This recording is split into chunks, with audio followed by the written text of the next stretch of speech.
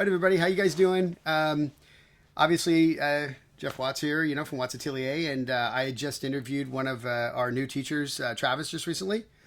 And there's another young guy from our school that's doing an outstanding job, and we're starting to kind of work him into a teaching position, which is something we do, again, periodically over the years, depending on need. If we lose one of our teachers or someone moves on, occasionally that happens, not very often, but when it does, usually what I look for is somebody that's in the school at the time that fits the criteria for how we teach at the atelier. And that means dedication to craft. It means, a love of the craft and wanting to also give back versus just kind of come in, get good, go work, which is some people's mentality. And so it's a certain blend. And I've seen a lot of people come and go. A lot of people I would have liked to have made teachers, but did not have the opportunity to at the time. So the gentleman that I have to my left here is Evan, and Evan has been with us, probably 3 years now, going on 3 years. Yeah, almost 3 years. Yeah. Yeah, and then you did the online before that, is it right? Yeah. I was looking back at some old drawings and stuff, and I think it was probably 5 years ago. Okay, cool. So you're about 5 years in. Yeah.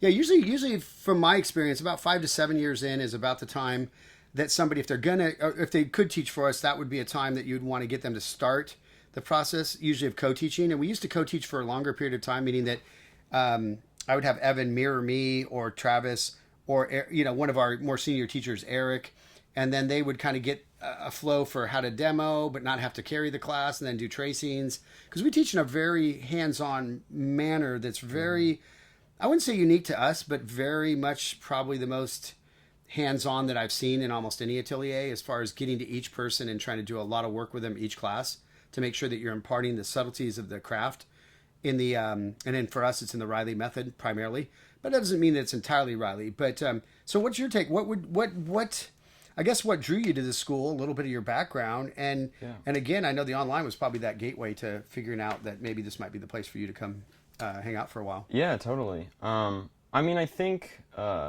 it's funny thinking back to when I was a kid and sort of drew and those kind of things. I think I liked it, and I don't know how much I actually did draw, but I always had a little sketchbook and was drawing little characters and stuff like that. But it was through YouTube and hearing about different guys. I really liked Will Terrell actually a long time ago, and watched. He had these sketchbook videos, and I remember him talking so fondly at the school and how he wished he could have come here longer, and all those kinds of things. And you guys had started the online at that time, or a little bit, it was probably a little before I sort of heard about it and everything. Yeah. And so watching those videos, and specifically the How to Train to be a Successful Working Artist video. That's funny that people bring that up all the time, and I always thought I hit a foul ball on that one. My wife almost forbid me to put that on the internet. Really? And I'm like, it's already out. Sorry. I didn't have her look at it ahead of time.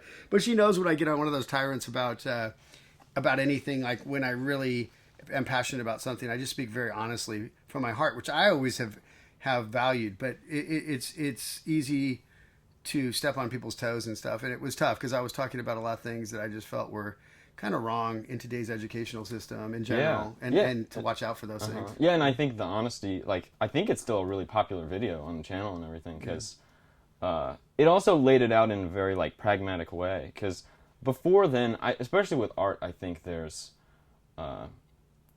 it's just a field that has odd things surrounding it, the view that everyone has towards it, and especially it's the one skill I feel like that's most seen as talent out of everything else, almost anything. And so being able to have your perspective and the perspective of the school, of people who trained at it, was a skill, and that you set out all these different things. You're like, okay, well, in 5 years you could do this, 10 years from now, and there was an actual trajectory to and it was intense. I know I ran it out 25 years or something. I mean, which most people, I think, half the people watching weren't even 25 years. You weren't even 25 years old, right? No, so you're thinking, no. Dude, that's as long as my life has been. Yeah. And I think when you start to see that framework, at least I grew up with a father doing it professionally, so I witnessed his career as a kid, almost as if it was a career I was having, because I'd feel the weight of his deadlines, the weight. You take in a lot of that. And so when it came time for me to actually go to school, I kind of knew what it was going to feel like, how hard it was, how much dedication it required, how much devotion to the craft it required. And I looked at it, I think, from a different perspective than a lot of people. I mean, they just didn't have that opportunity to have a working professional father or in that. And it would be no different, I think, if you were up and coming musician, up and coming actor, you're gonna have a way better shot if you understand exactly how that functions. And if you're coming from more of a kind of environment where your parents are accountants and this and that and different things, which there's nothing wrong with, but they're going to look at that art thing and go, I have no idea. What is this repetitious training thing that you do? Didn't you already take head drawing? Yeah. No, I need to take it 10 more times. What? It just sounds like, it's a hard one to get, sell to people, to sell to people. Yeah, it really is. So I'm really glad that you, it resonated with you that much.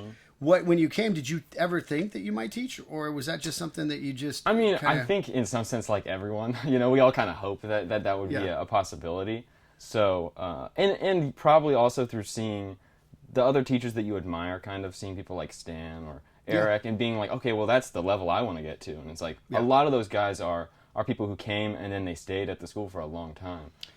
Yeah, I think Stan was probably 10 plus years. He was one of the few teachers that started about your age. I started about your age. I know Mark, one of our older teachers, started at your age. There's very few people that I think should start teaching, and they're really early to mid 20s. I just think that I went through different phases of picking people. For a while, I think I had some false starts with people, so I started thinking, okay, until somebody's actually gone out and experienced what it's like to be a real professional and at least done some work, then I'll think about it. And that really is an ideal way to go, but it's really the way our school functions, because it's so intimate and it's so the way we present information, it's just really hard to go that full route, have someone leave, go work. They're usually not going to come back. They usually move to LA or they move somewhere else. So it's like you can't really get them back after that, right? So it was just, it was a good thought, and it was, but again, a lot of our teachers have kind of become, they could be working professionally, but they have bigger aspirations, right? They don't want to get an entry level position in gaming or something. They want to go into galleries, or they want to go into lead concepting or something. And so the incubation is a lot longer, or needs to be. Yeah. And the teaching for someone, when it fits that bill for them, because they have greater aspirations of entering at a higher level. Because I always used to tell people, try to train and enter the profession at the level you would like to be or close to it. Because once you start working, you just don't have time to train.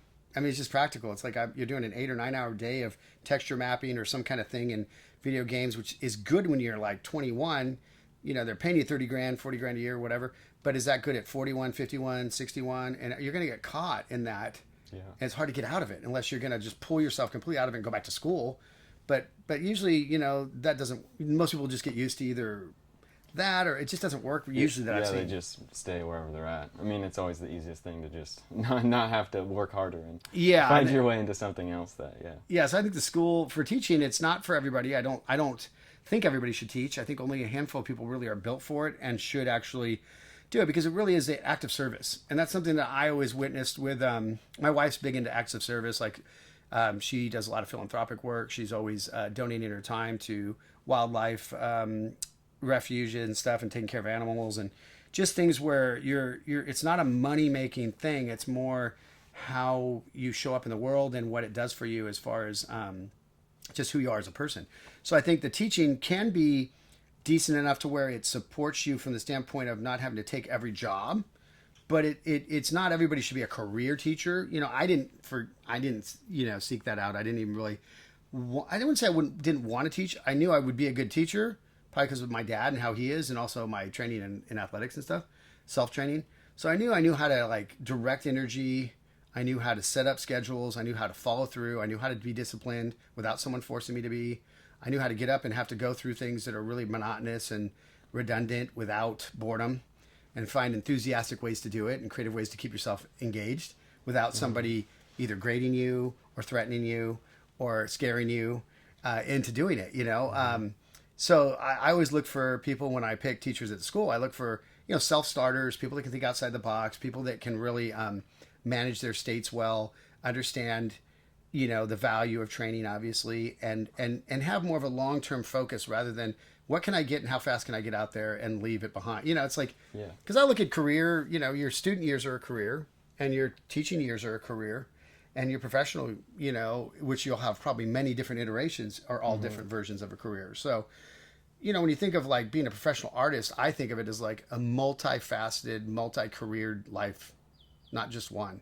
So, I like to try to encourage guys to embrace each one of them, because it comes and goes. Yeah. You'll have a stage where you teach. You may teach for 10 years, you may teach for 50, you may teach for 5, you may teach for a couple. It's hard to say. Who knows how much you'll like it and how much the value you'll get out of it. Yeah. But that being said, I mean, what do you want to get out of teaching? What would you like to contribute? What would you? What? Yeah. I mean, I guess at a surface level, what I would really enjoy to contribute is just kind of a lot of the same things that have been given to me. Realizing how much of a gift it is, the teachers that I've had, and even in the lineage too. When I hear about your teacher Glenn and those guys just being patient teachers, and how many wonderful people have come out of that.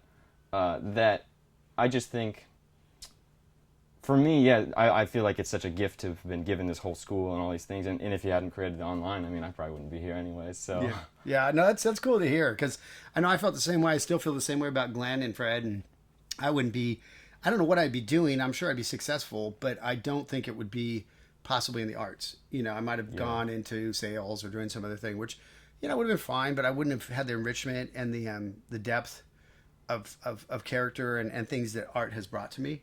Because it's definitely not for the faint of heart, and as a teacher or as a student of this particular style of training, because it's not immediate gratification. I mean, it's years of sweat equity and sacrifice, and those sacrifices aren't really bad. They're just like any sacrifice you would make to be any high end professional.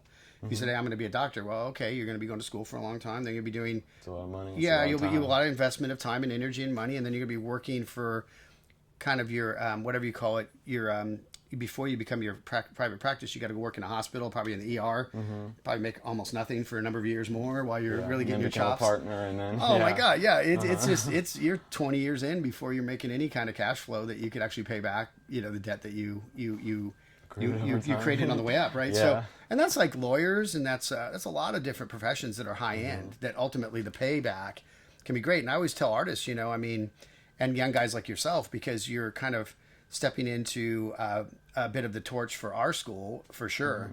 And that's that lineage is extremely strong. And I always try to tell people, try to think about, like, don't let it freak you out, but think about, like, like I always think about the lineage of guys that came before me and what they gave me. And then I think, well, what can I contribute to the teaching going forward, rather than just maybe, even if you were just to parrot it and share it, that would be And there's a few things that I thought about more, I guess, on a deeper level that I most admire about the things, and it's probably the humility of the teachers here, and even again, like, even you guys talking about that of the school you came from, and the striving for excellence, I think, because there's really not any compromise, like how you said, that you can look back at the people from 100 years ago that were in the same lineage that we are, and there's not really any excuse for us. No, I mean, we have better time, more time. Theoretically, we live longer. We have all these advantages to our predecessors, like the people from the turn of the century, where, just the life expectancy was maybe 50 years, and back when Michelangelo was like 39 or something. So if you were going to produce anything of substance, your training year, you had to be really do it by your by 20s, your 30s, mid-20s, you better be hitting your stride. And it's not that you can't do that nowadays. It's just, there's good things and bad things about the technology we brought on. It's made a lot of people lazy. There's a lot of ADHD. There's a lot of attention deficit because of, being on screens for milliseconds and getting dopamine hits like it was going out of style. It's hard to, when you get on a painting where you're looking at, like, you're taking my illustration class right now, and we're working through, preliminary comps and coming up with the general idea, and then doing the character designs, and then doing the preliminary, and then doing the finished comp, and then going to the, I mean, it's like, and each step requires huge amounts of commitment, energy, follow through, and also humility, because it's going to remind you of how much you still have to learn. Right? So it's a humbling art form.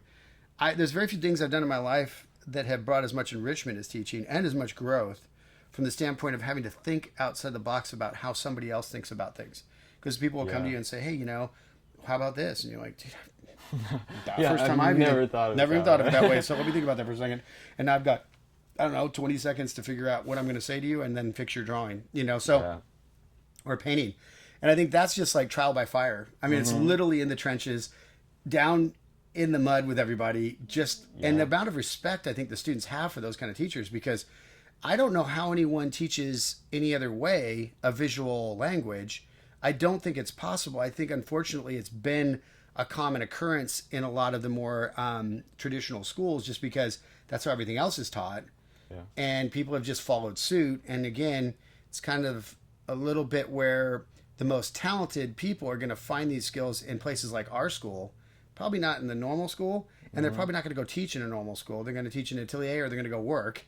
And so that's a whole, like the craftsmen almost are swimming outside the pool in some other area other than in the mainstream, right? And so, not that you don't see people come out of those mainstream schools occasionally really good, but it's usually in spite of the school, not because of the school, Yeah, it's right? more of a rarity for sure. Yeah, and they're usually going off to YouTube or they're going off and watching stuff like our videos or stands or New Masters or something. And they're just going around and doing these other schoolism stuff or whatever. So there's a lot of good options out there now. I'm really thrilled to see like how strong you came in from just online because I knew it would work.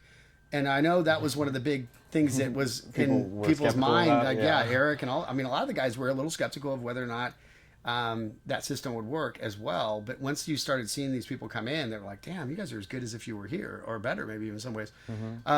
It was really fun to see. But I'm so happy that you actually made the effort to get out here in person. I mean, any regrets or anything? Or is it? No, I wouldn't say so at all. I mean, I'm really just so happy that I have such supportive parents too, because it's like, I mean, I couldn't really have done all this without them. Yeah. And amen, man. And again, all of it because it's like, well, if you hadn't started the school or if they hadn't done that, there's so many pieces that kind of have to come together for those kinds of things. Well, we were talking when I was interviewing Travis. It was funny because I remember talking to him. He's like, "Yeah, I was in the shower and I was thinking, okay, I'm going to come out and I'm going to work for those guys. I'm going to do whatever it takes, and then I'm and then I'm going to become a teacher." And he had all these like really goals that were just like literally not pipe dreams, but there really are like those ones you're in the shower going, yeah, I'm gonna do this, I'm gonna do that, and it's like, how do you get from point to point? And then all the synchronicities, because little did he know or other people know that I'm here going, dude, I need some young talented people. Where are they? Can you please show up? Jimmy, so I'm like putting out this vibe that hey, I need some new young guys. You guys, there's some of you guys who are thinking, man, that'd be really fun to do that, and so it's that convergence of trying to get those two things to come together. And that's kind of the cool thing I enjoy with the school is just not knowing who that next person that's going to step up is going to be.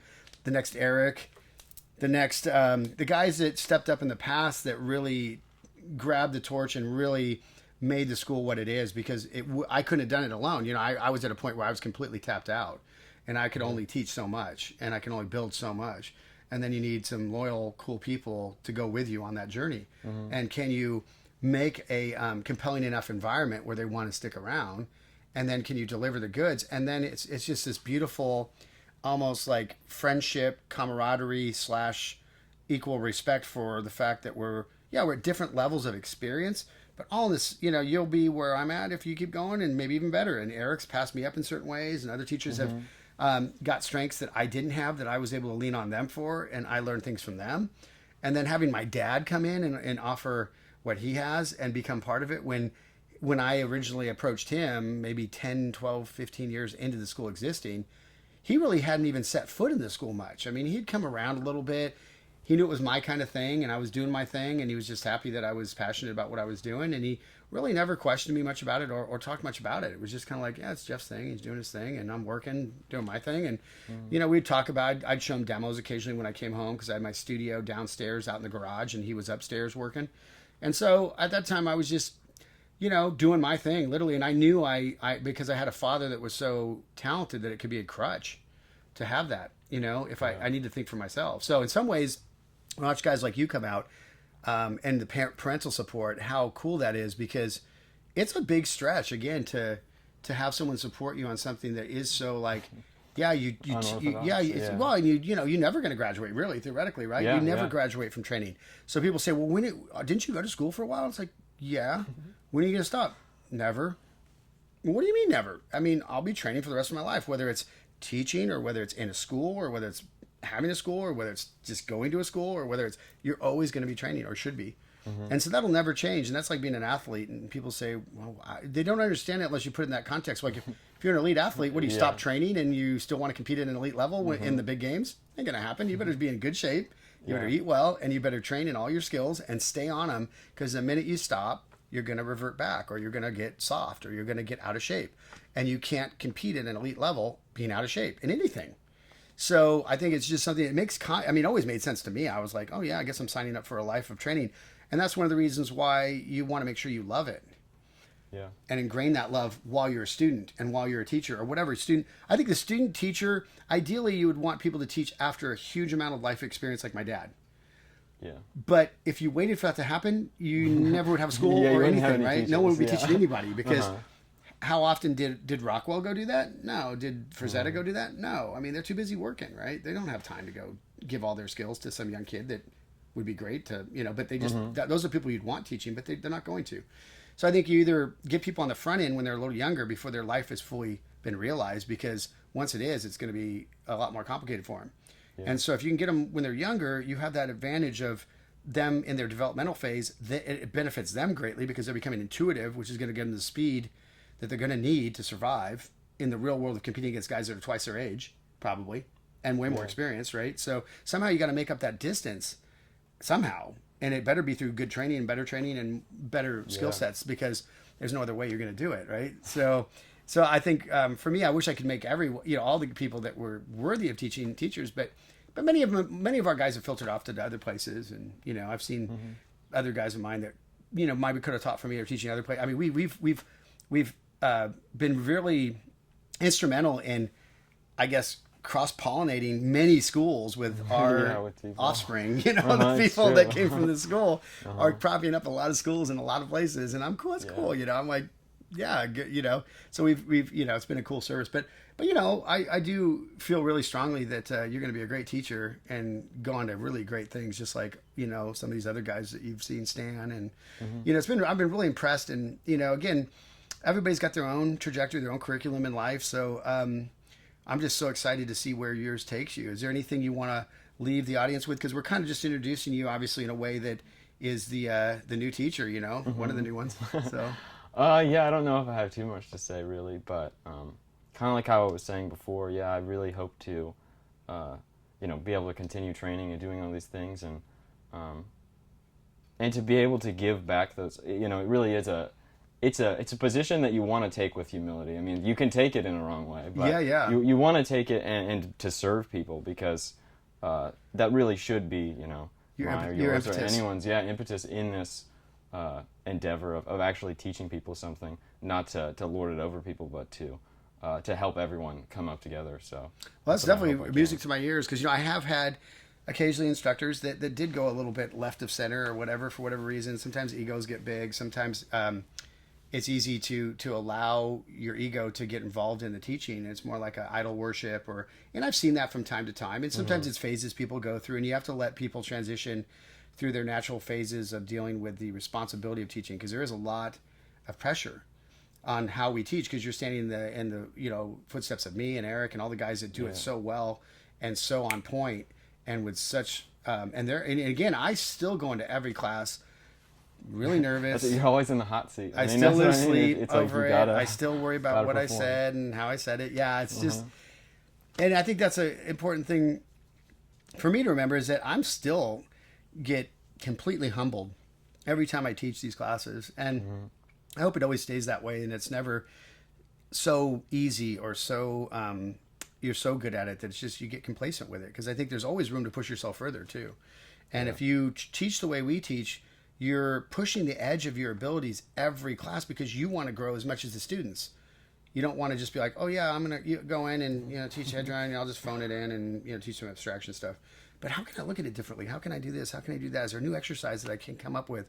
And always be thinking like it's your lab, and it's where you're exploring and experimenting and sharing openly, but also learning just as much, if not more, than the students. And as long as you have that mentality, you'll never burn out of teaching, because it's an endless wellspring of inspiration and learning. But again, you go to it with humility, you go to it with respect, and you take your place in the pecking order, and then you see what you can contribute that maybe hasn't been done before, or you just do it extremely well, for your own, because it's the way to do it, right? Yeah. So anyway, thanks for taking the time to sit down with me, and I just wanted to, we're going to start doing this with our newer teachers. We've got a couple female teachers in the wings right now that are being trained up, which I'm really happy about. I love to have a nice mix of masculine, feminine energy, and the different flows between that. So that's going to be really exciting. So we'll have, Alana coming in here soon, and maybe Kira down the road, and we'll see how all that goes. Right now, it's just, again, it's an organic process for us. We don't push it. If it doesn't seem like a good fit, no harm, no foul. Go back to being a student. Well, it doesn't matter. It's like, but in the long run, I think you're going to be a really, really fun one to watch grow into it and see what you bring to the table. So congrats. Thanks, Jeff. And just keep up the good work, man. I think it's going to be a fun road ahead, and we'll all grow together and support each other. And that's what the school's all about. That's what Watts Atelier is about. It's about creating a community of like-minded creatives that want to continually to push that envelope of their abilities to the highest level possible, so that they can have fun producing for a living if that's what they want. If not, just have fun producing at a high level, as if you could do that, but choosing just to do it for your passion. So thanks for joining us. I hope you guys are doing well. Come on in and take a class with Evan. He's going to be around for a while, and he'll be teaching a lot of fundamentals. So if you're coming in thinking it's an intimidating environment and this and that, you can jump in with Trav, jump in with Alana, jump in with Evan, and you're going to be in good hands, and they're going to get you off on the right track. And you can then sprinkle in classes with me and Eric and, the more senior people. But man, when you get those new teachers coming in passionate and energetic and young, it's a great time to grab them. Because us old guys, man, we're worn out. No, we're having a good time. We always pull it out of the fire, but it's hard, So anyway, thank you. Have a good one, you guys. I'll join you, or you'll see me again for another Watts Weekly down the road. And happy creating to you guys. Cheers.